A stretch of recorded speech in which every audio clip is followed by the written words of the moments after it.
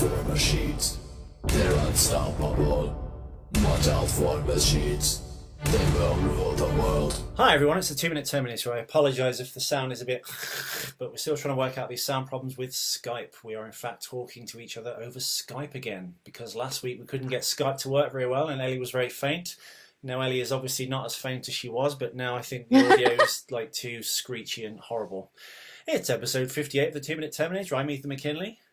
And I'm Ellie Fitzgerald. On an internet sound delay with crappy internet. Yeah. And we're going to go and talk about minutes 114 to 116. That's the 1 hour 54 minute mark to the 1 hour 58 minute mark. It's cops shooting cars to pieces and the SWAT moves on to Cyberdyne. Actually, that's completely wrong. It starts with John Connor and Miles Dyson walking towards the Terminator vault. Ooh. Getting the goods. Huh? And getting the goods. Yeah. See, the problem we've got now is, as I was doing all the sound tests on the previous clips that we've just been doing our audio test with, I've bounced myself out of VLC, haven't I? And I've ruined the thing. No, you complete cretin. Well, that's fine, because I've got mine looped. Well, basically, it starts with Dyson and John Connor entering the vault to that really kind of like, it's quite cool. It's one of the best bits of the soundtrack, I think, by Brad Fiedel. No, it's not that one. Just like that. It's when all the pigs start running towards the building. It's all like montage running music. It's great. I've just realised I'm on camera with an open bathrobe. Oh my god! Bathrobe. Bathrobe. Brummy bastard. Yeah, so it starts with that, and the scene ends with Carl being shot to pieces, and John going to run back into the main room, going, "Mom!" You can hear his balls are dropping. Bless him. I love that throughout the film. It gets worse and worse.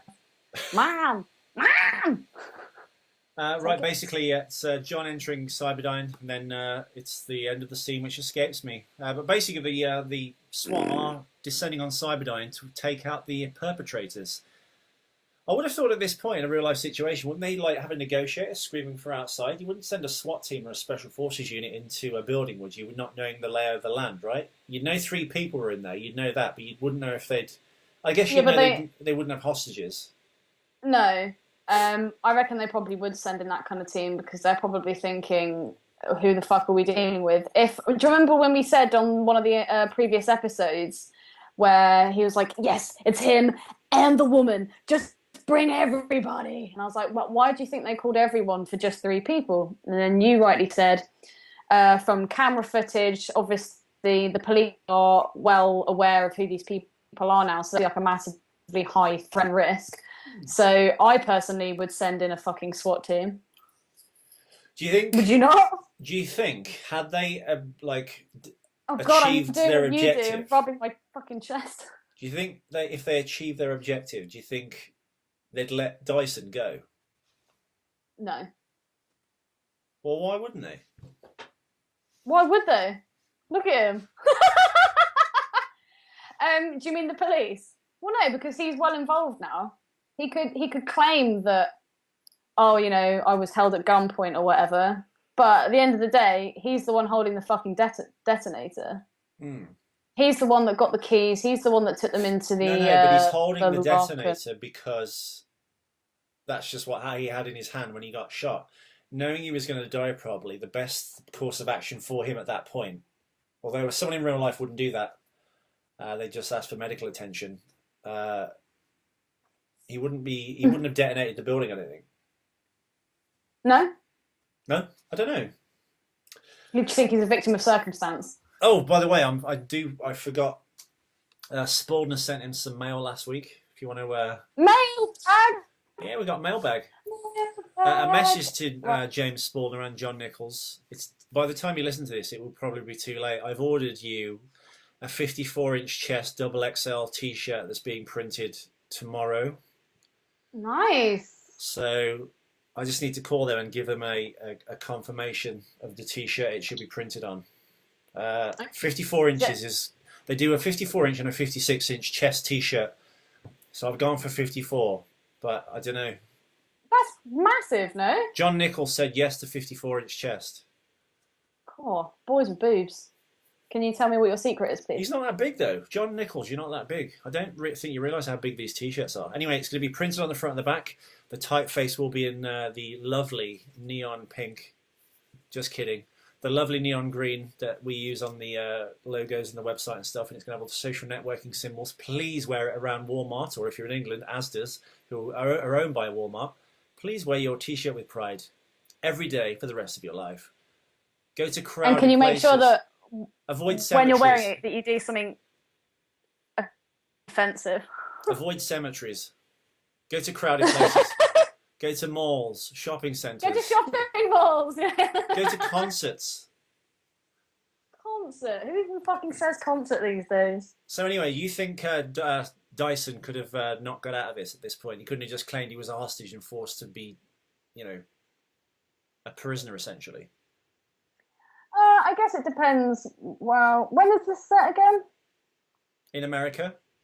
We had the Emancipation Proclamation at that point.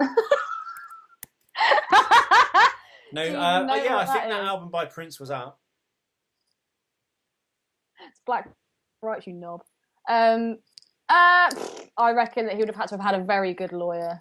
His fingerprints would have been over everything. Sorry, everyone. Ethan's busy social networking life. We actually do have mailbag that Spaldner left for us on the 12th of November. Thank you so much for giving us the feedback. We were well aware that you couldn't hear me for shit, but yeah, I've looked we've recorded the episode. So I've contacted Ecamm and I've contacted various other bloggers and YouTubers and podcasters for help. But we keep drawing a blank. I don't know what we're doing wrong. We've tried every possible avenue of option with this program, haven't we, Ellie? Yeah, it's really far. How the different move themselves, it's like there's a ghost in the machine. But yes, anyway, on to the Terminator. Spaldner writes, yes, the M134 is one of my favourite toys.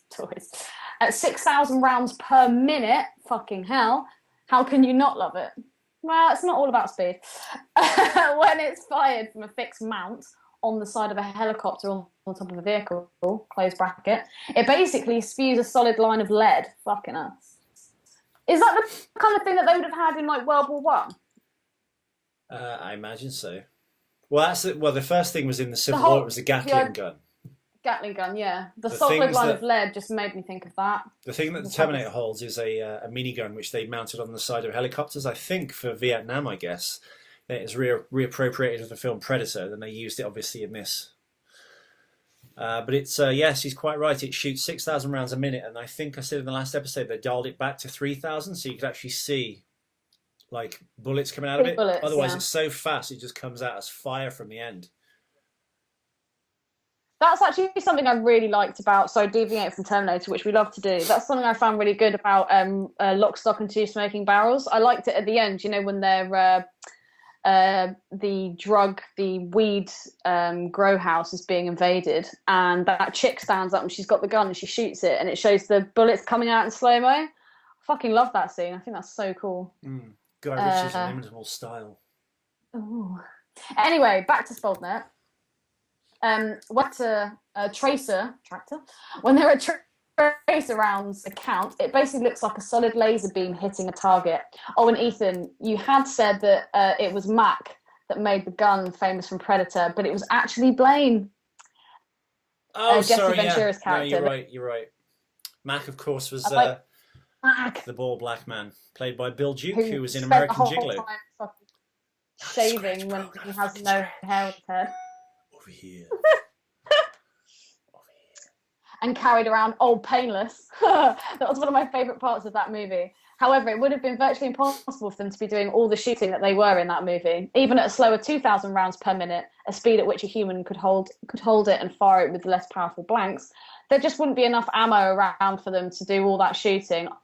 I found that scene actually ridiculous, where they're just shooting up the jungle. I was like, well, you've just wasted a shitload of bullets on foliage. Well done.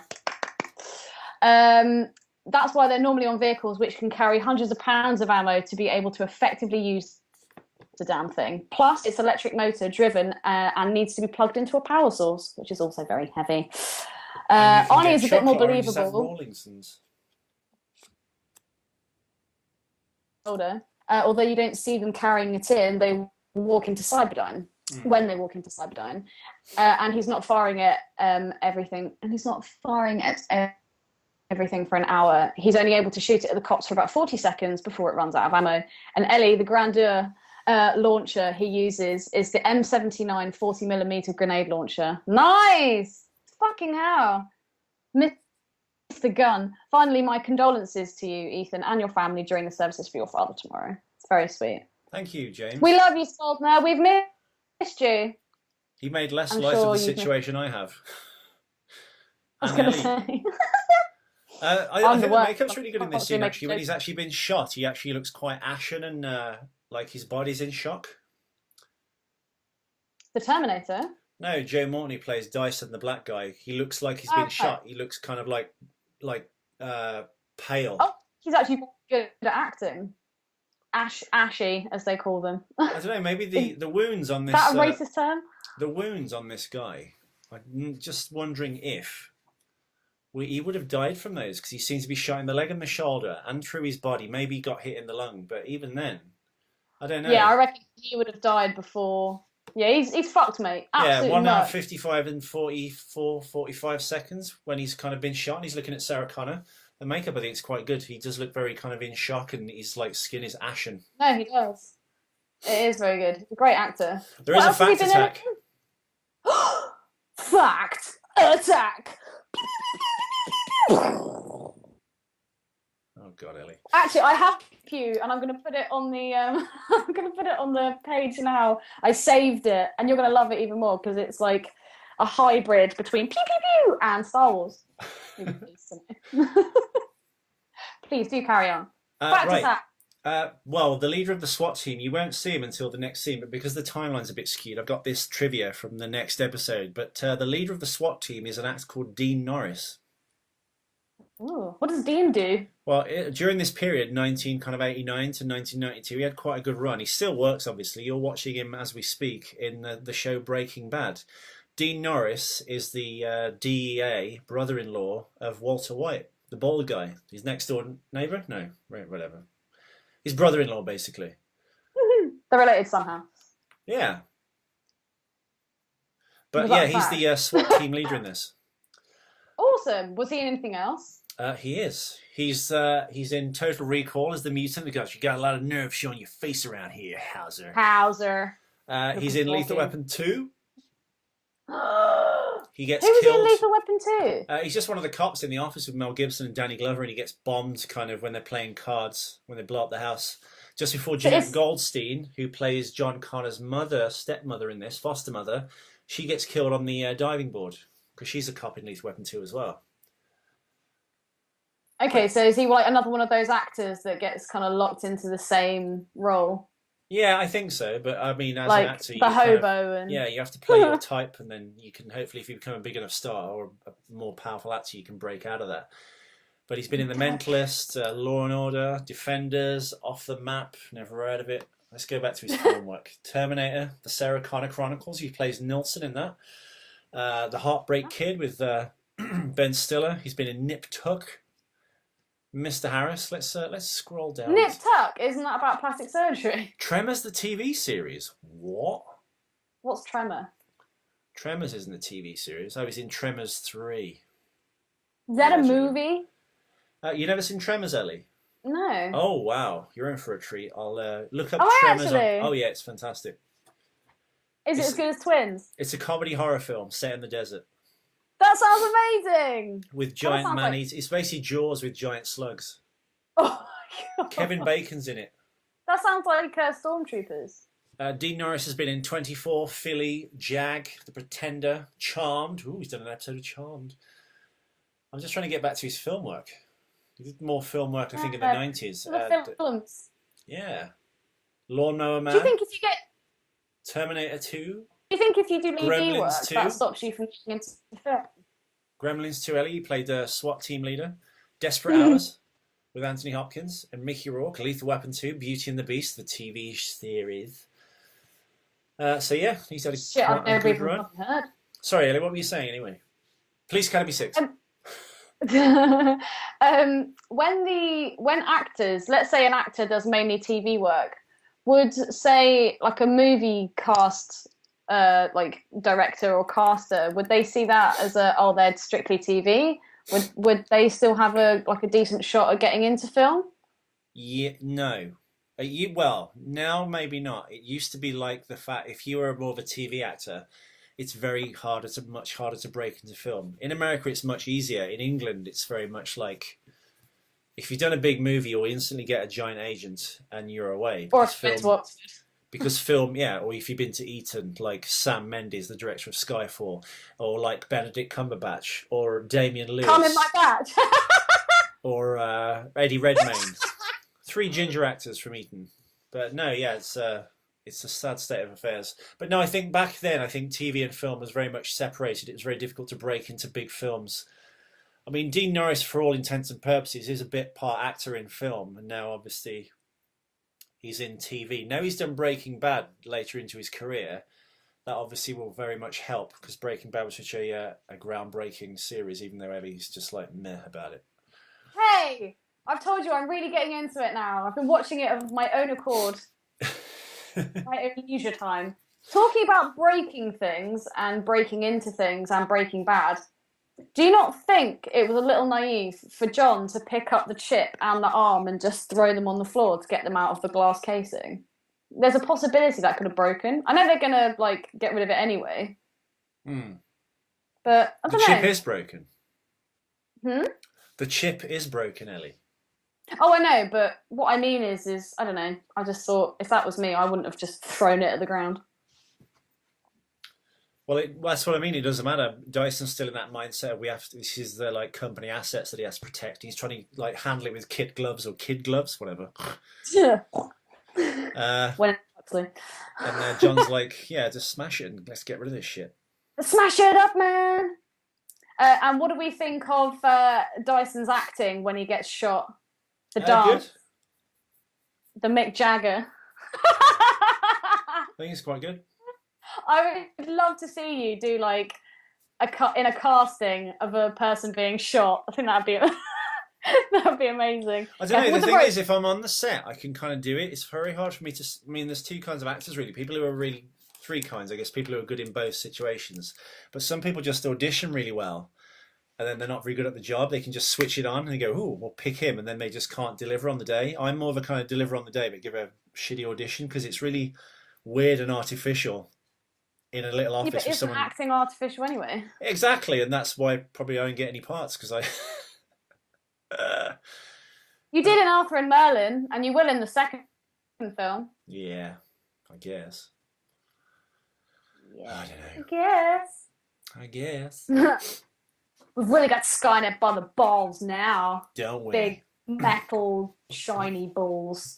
It would be interesting to see actually if I don't know, you had the T-1000, if they'd made another Terminator on top of that. Maybe they did make a Terminator that had a fully functioning male genitalia. It'd be interesting to see what that'd look like. Robot dick and balls. It'd be cold though, wouldn't it? Oh, yeah, but then I know what you're thinking of you could heat it up.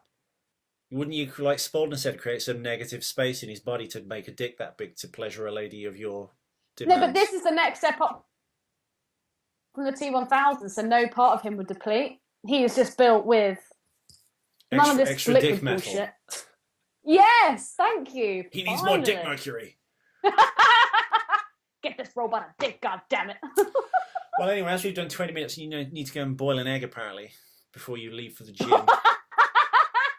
Boil a fucking egg. Thank you all for listening, everyone. We've only done 20 minutes today because this might be a complete disaster and not have recorded properly, as is always the way with these things. Tomorrow we shall have, or maybe later tonight, episode 59. If this one sucks, silly, I'm just going to go back to aiming the microphones at the desktop and the...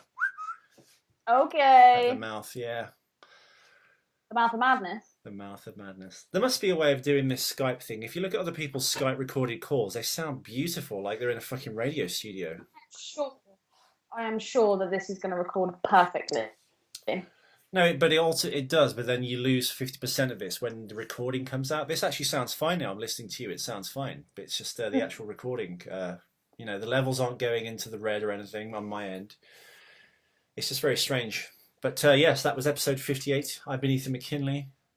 I've been Ellie Fitzgerald. Thank you for bearing with us on our technical problems and legal problems. Whatnot. Legal problems, yeah. Anything else happened on the Studio C anal yet? No, I've asked again yesterday for information. They said it's still with our adjudicators, but I don't see what the problem is because, as I said, there's a lot of people do videos when they just include all the film music and all the soundtrack and all the thing. We don't really do that at all. So no, but it's a still image, and that's what will flag up. That's what. And even the theme, which is like off key anyway, so you can't really say it's the Terminator theme we're still stealing, you know? Well, it didn't. That's not what it said on YouTube, did it? It was that an image had been used that we hadn't been given permission for. Don't forget, Ethan, there's a camera on you. Yes, I know. So I've just seen that pew pew pew thing. Pew pew pew! How cool is that? It's very cool. Maybe we can put that on the back of some of our t-shirts. Maybe I can fade it in when... Yes! Oh my god, that'd be amazing! Do it! When you speak. Yes, thank you for listening, everyone. We shall return later tonight or tomorrow. And hopefully you'll have enjoyed the audio in this, at least, until we can get the YouTube videos uploaded. Thank you for bearing with us. Your t-shirts will be winging their way onto. If you do hear this podcast within the next 5 hours... from when we recorded it, so I guess, oh god, whatever, just let me know if you want a 54-inch chest, American listener. So, hasta la vista, baby. You really shouldn't have done that down the mic. And as I didn't say hit the music earlier, I'm going to say hit the music too. Hit the end credits music. Oh, awkward.